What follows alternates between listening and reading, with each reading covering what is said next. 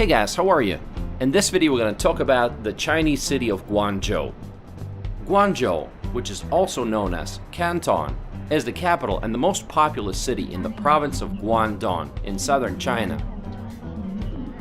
How did I get here? I took a fast train from Hong Kong, and an hour later I was in Guangzhou.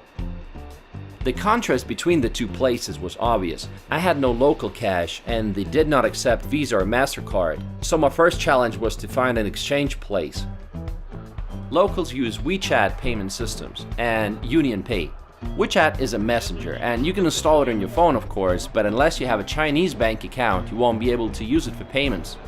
To make matters even more complicated, most people did not speak English, even at the train terminal.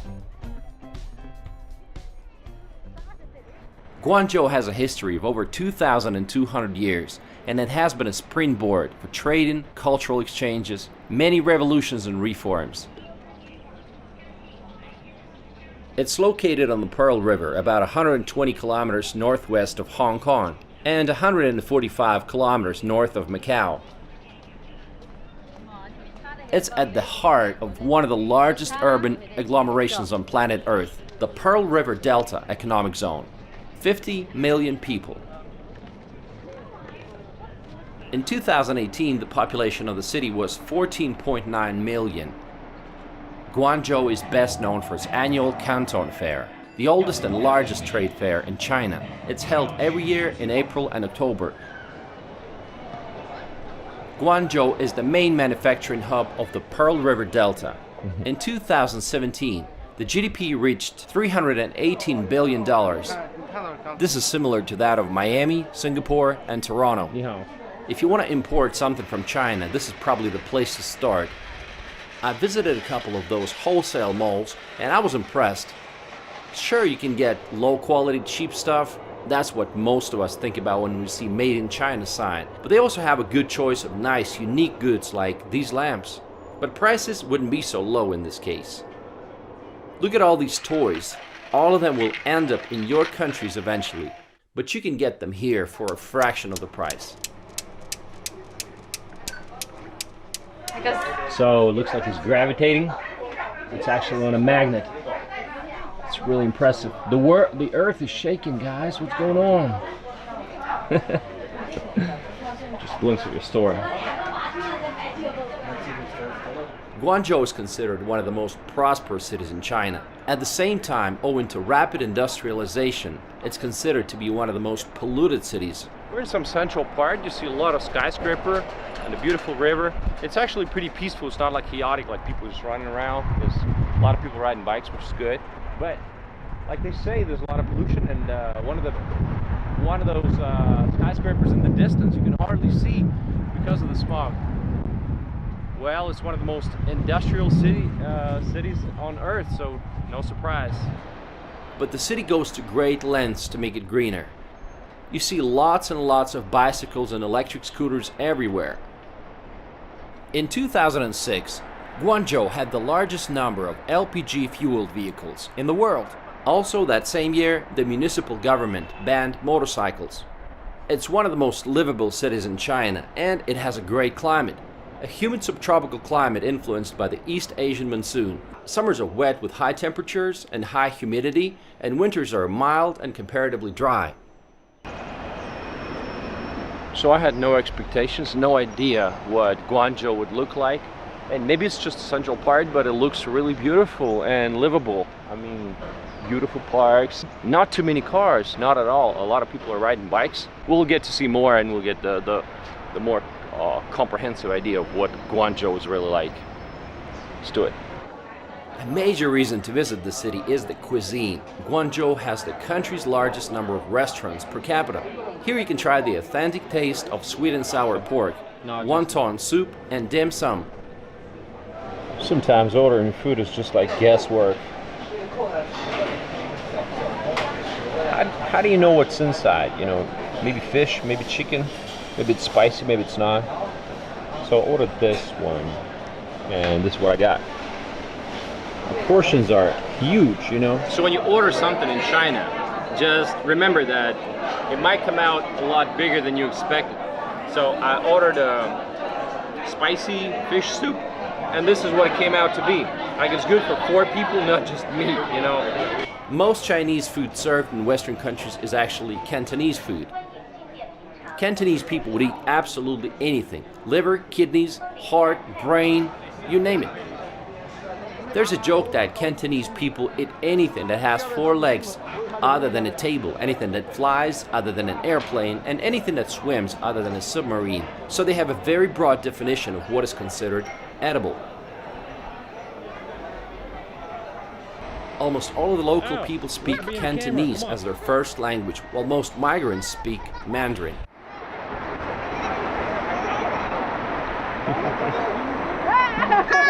Oh. Ni hao. What's your name? Hello， Hello, what's your name?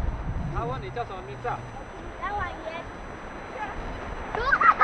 妍。你叫什么名字？张婉妍。 Guangzhou has now a huge influx of migrants from other areas of China. Interestingly, marriage is one of the top 2 reasons for permanent migration.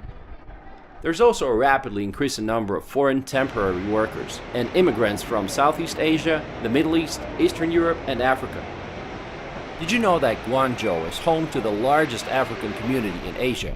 Migrants from Africa started arriving in Guangzhou in the late 1990s. Buying in bulk allowed many Africans to strike it rich back home. Many, though, decided to stay here longer, legally or illegally, until the government decided to put an end to that. They started frequent police raids, and 2011 Guangdong Act, which offered Chinese citizens rewards for reporting on foreigners with expired or forged documentation. As they say, China gives, China takes. Guangzhou was the 4th city in mainland China to have an underground railway system.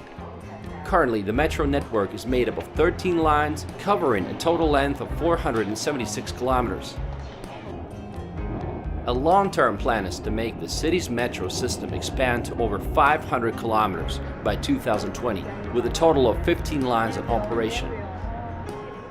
In addition to the metro system, there is also a tram line, which opened in 2014.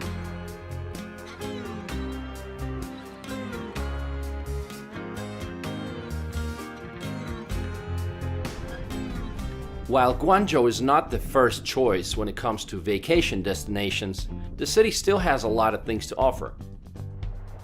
If you want to explore the city, you might want to start with CBD, which stands for Central Business District. Here you'll find a lot of skyscrapers and plenty of food options. Guangzhou Opera House and Guangzhou Library. Huaqian Square, or Flower City Square, is the largest square in the city. Especially in the evening, the view of the Canton Tower, with all the lights decoration, is remarkable. Central Business District looks super modern, and they had a light show that night. You might want to visit Shamian Island. The name of the island literally means sandy surface in Chinese. This territory was divided into 2 concessions given to France and the United Kingdom by the Qing government in the 19th century. This island is a reminder of the colonial European period, with quiet pedestrian avenues flanked by trees and lined by historical buildings. Let's take a walk.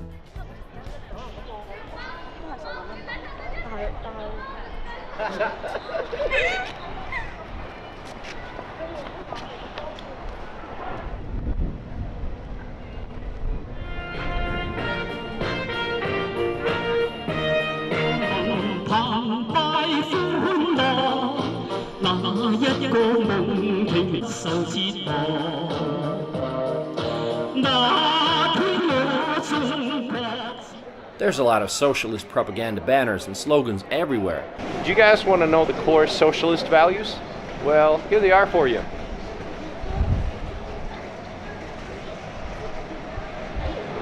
They're rocking their red flags. And as someone growing up in Soviet Russia, this looked way too familiar. In 2019, they were celebrating 70 years of the People's Republic of China. Today, it's a strange combination of capitalism and communism. Starbucks is here, Walmart is here, Coca-Cola is here. And as long as you're not a threat to CCP, rhetoric, and agenda, you're okay to do business in China. But Facebook, Instagram, and YouTube are not okay. Look, this is a little bit of capitalism for you. And this is a little bit of communism. You see these security guards on the streets with red ribbons on their arms everywhere. They're there to ensure public safety and order. Needless to say, there's millions of security cameras everywhere.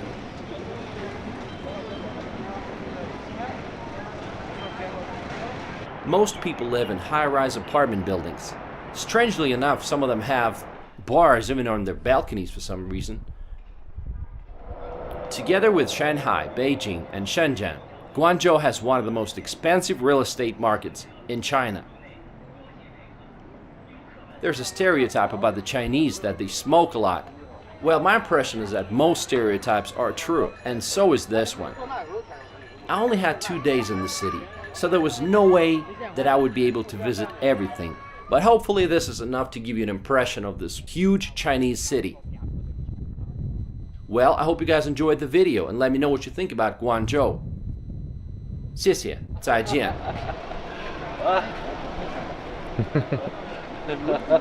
Where you from? Where you from?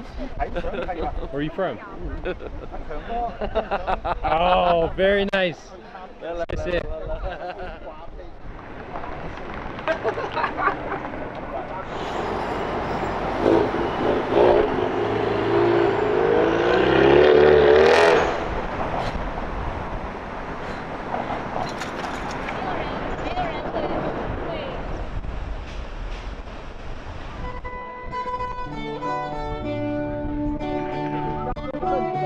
那个感觉拿来手里玩的。